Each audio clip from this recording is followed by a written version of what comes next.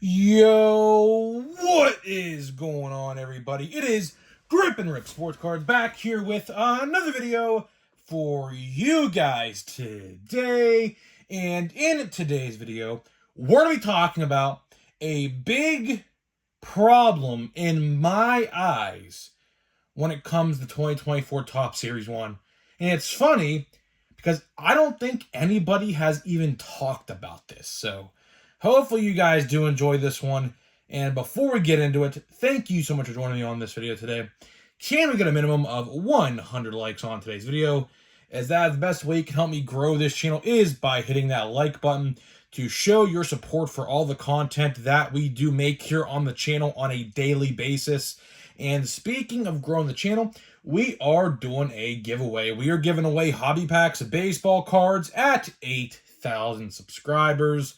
All you have to do to enter is be subscribed, like this video, turn on the post notifications for all the content you see on the channel, and last but not least, leave a comment in the comment section on what you are looking forward to this baseball season in 2024, and I will pick the winner once we hit 8,000 subscribers. So there is that. And of course, channel memberships are available. Get them on in if you are interested. Hit that join tab next to my name. We're going to be doing weekly content on there, one video a week from discussion videos that I typically like, stuff I don't talk about on like these videos, and blaster box openings, eBay unboxings, you name it. We're going to do it all over there. So hope to see you guys there, and shout out to all my channel members watching this video, because there's a ton of you. There is a ton of you, so shout out to all of you who are watching this video. So, Series 1. We are 15 days away from Series 1. Time flies, man. I mean, just a couple weeks ago, I was literally saying, we're going to have a month, and then, time flies. Now we are. We're 2 weeks away. We're 2 weeks away from Series 1. The hype, it is real. It is there. The hype in my eyes is certainly there. The rookie checklist is absolutely great in my opinion. Probably it might go down depending on we see how these players perform. But this year's rookie checklist might be better than last year's rookie checklist. Just a early opinion. Time will tell. Obviously, player performance has a lot to do with that, so I really can't solidify that statement just yet.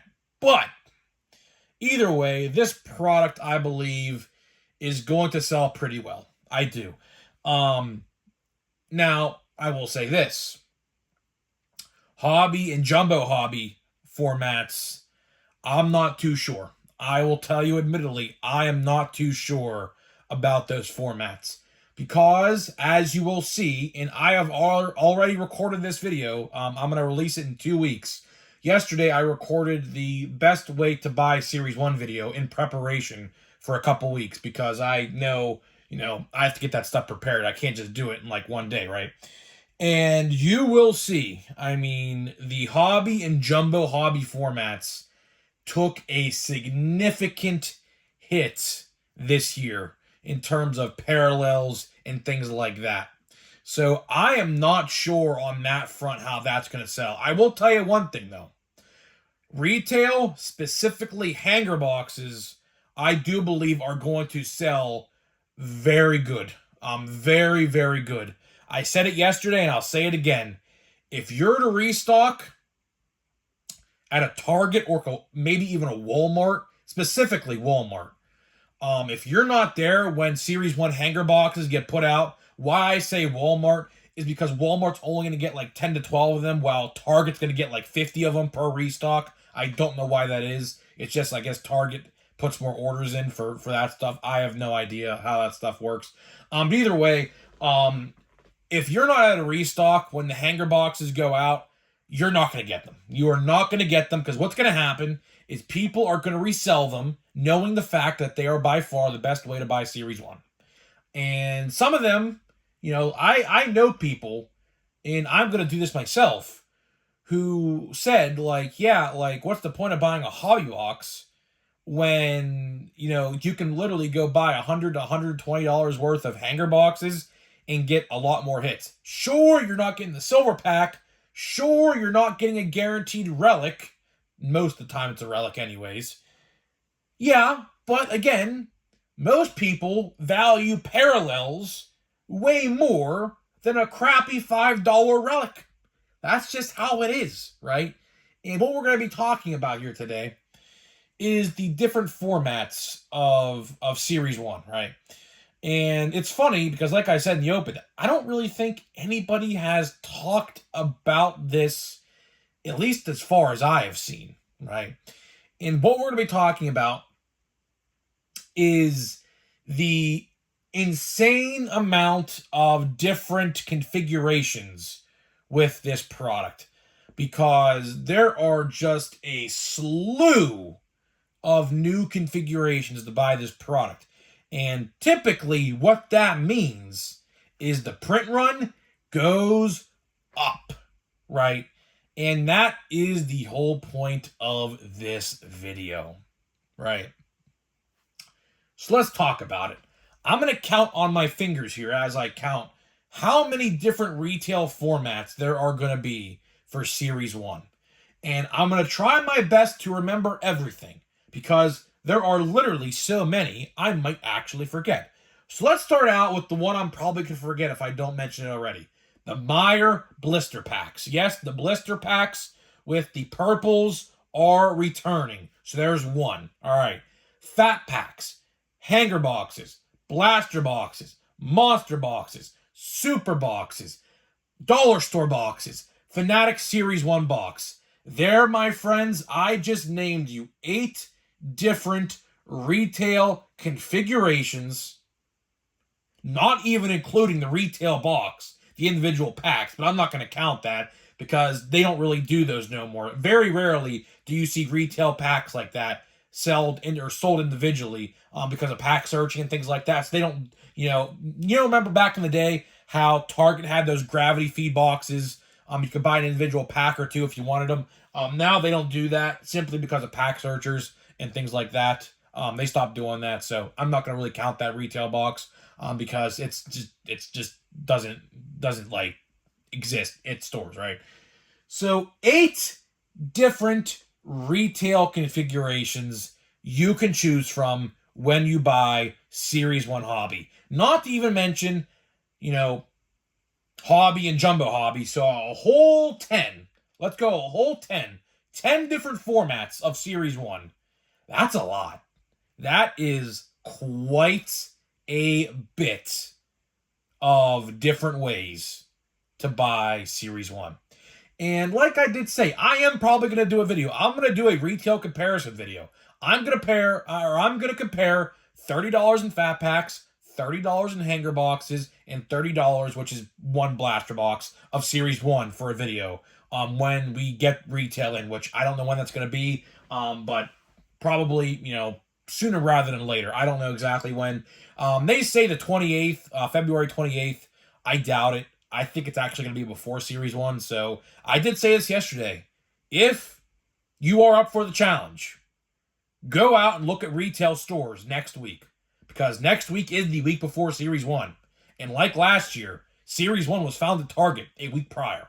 So if you're up for the challenge and have free time, if you want to go for a look, go look for a pack of Series 1, because I can guarantee you, we are going to see videos next week of this product on YouTube being opened. I promise you that. Even if it's a hobby box or a jumbo hobby box, I can guarantee you, people, although they're not supposed to, which is actually kind of funny, because side note, I learned this. If you buy product directly through Topps and they see that you opened a product before the release date, you are subject for removal of your top partnership. So to anybody out there who's thinking about opening Series 1, if you bought it through Topps before you're supposed to, I would be very wise, because I know this. If you open it, like let's say you're like a card store or a breaker, and you're like, okay, hell with it, I'm going to open Series 1 to get a lot of views so people can watch my video first. Guess what? Topps sees that, and you're subject to removal of the program if they catch you. FYI, to anybody out there watching this, don't do it, because you do not want to risk that for your business or whatever. Do not do it. I would completely advise you don't. But either way, you do you. If that's what you want to do, be my guest. But either way, we are going to see Series 1 next week, without a doubt. Without an actual doubt, we are going to see Series 1, right? And a lot of people, like I said, just haven't talked about this issue. And this issue is, right, with all of these retail formats, there's a ton of new ones. Last year they introduced the Pokemon style box, and things like that, right? Isn't that concerning for the print run of this product? Because in an ideal world, what they would do was they would cut allocation, like, okay, let's say we're going to cut 30% of Fat Packs. We're going to use those cards to make a Fanatic Series 1 box or something like that, right? In an ideal world, that's what it would be like. But since we are talking about Topps here, they, quote-unquote, are trying to expand the hobby, which we all know their version of the word expand is not the same definition that you and I both use for that word, right? So either way, what they're going to do is they're just going to print more and more and more and more to the point where it's going to sit on shelves. And that is my biggest concern. My biggest concern is like products like the Blaster Box, products like the Fat Pack, or the Monster Box are just, quite frankly, going to sit on shelves. Because, for one, odds for Blaster Boxes, they're decent. I'm not going to say they're bad. But at the same time, why on earth, if a hanger box is looking you right in the face, if there's like, I don't know, 3 or 4 hanger boxes and a 1 blaster box, and you had $40-something to spend, sure, you could buy 1 blaster and 2 hangers or whatever, but why do that? You get less cards that way, and with hanger boxes, if you go that route, you get more cards and better odds. So again, what's the point? We could say the same thing for Fat Packs. Fat Packs, I believe, are $7. And you get practically no guarantees at all, except, I believe, 2 stars in the MLB, which I'll say this very nicely. I do not know why Topps consistently insists on putting those stupid cards in retail. Because the collation is the same. The checklist is very small. If you open a bunch of retail, you're going to see the same faces every single time you open it, which effectively just makes it terrible. There are no parallels. There are no autographs. I do believe. I could be wrong on the parallel thing, but I'll tell you one thing. I have not put a Stars of the MLB parallel at all. It could have happened. I don't know. But either way, the chances of you pulling a parallel of that insert set, if it even does exist, which it might actually exist, now that I think about it, what's the point? Seriously. Stars of the MLB, I'll tell you this, Topps. Next year, I'm giving you a year in advance notice, Topps. Stop the MLB or the Stars of the MLB garbage. Please. The design sucks. The checklist is too small. The collation is the exact same, so you know exactly who's coming up right after the cards you pull. Because if you know the order, and if you open so much of it, you know exactly who's coming up. It's just quite frankly awful. It is quite frankly awful. I hope they actually change that. And by putting Stars of the MLB in these products, what they're doing is they're not giving you other inserts, like the 1989 inserts, which I know will be very much loved this year in the community, because 1989 is one of the better Topps years in terms of retro design, right? And other inserts that they come up with throughout the year, right? So I don't quite frankly agree with the stars of the MLB. But to wrap this video up in hindsight, you know, it's concerning to me. It is honestly very concerning to me because, like I said, the hanger boxes are looking to be absolutely stacked this year, right? So stacked to the point that other formats of this product are not going to sell. On top of that, there are so many formats of this product that what is the actual print run of this product going to be? Because we could look at it like this. Since, which we will discuss in a couple weeks, I already recorded this video, the odds of hobby are considerably bad this year. Did they print more hobby boxes and less retail? That is a very viable question. And that's a question, again, no one has brought up to my knowledge.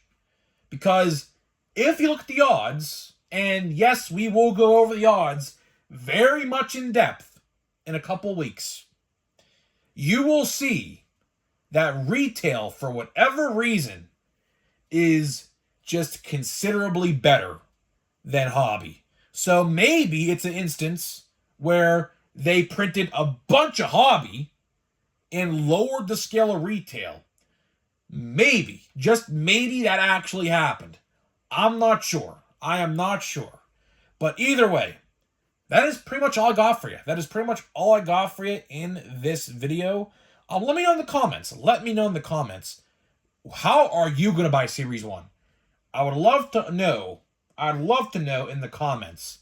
How do you plan on buying Series 1? It could be half retail, half hobby, all retail, or quite frankly, it could be none. I have seen, believe it or not, I have seen a lot of people saying they are not buying Series 1 for one way or one reason or another.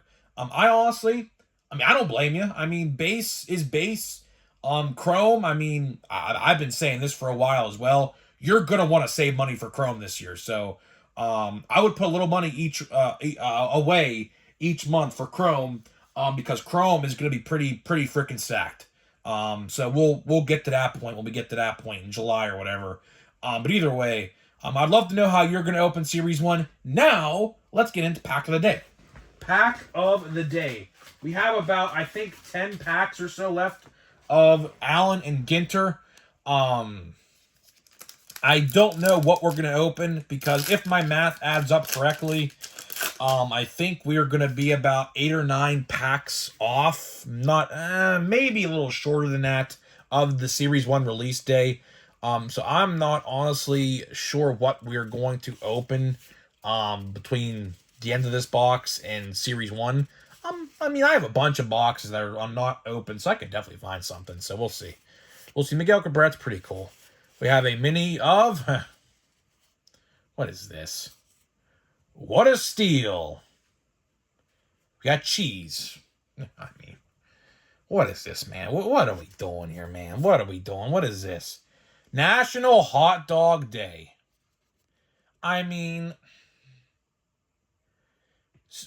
Serious question, right? Serious question. Do people actually enjoy buying these cards? National Hot Dog Day. What's he got on there, man?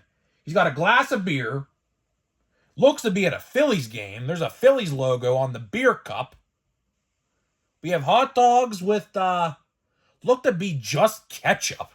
Which, why would you just put ketchup on a hot dog? You gotta put mustard. I don't eat hot dogs, but I'm more of a hamburger guy, not gonna lie. But, what are we doing here?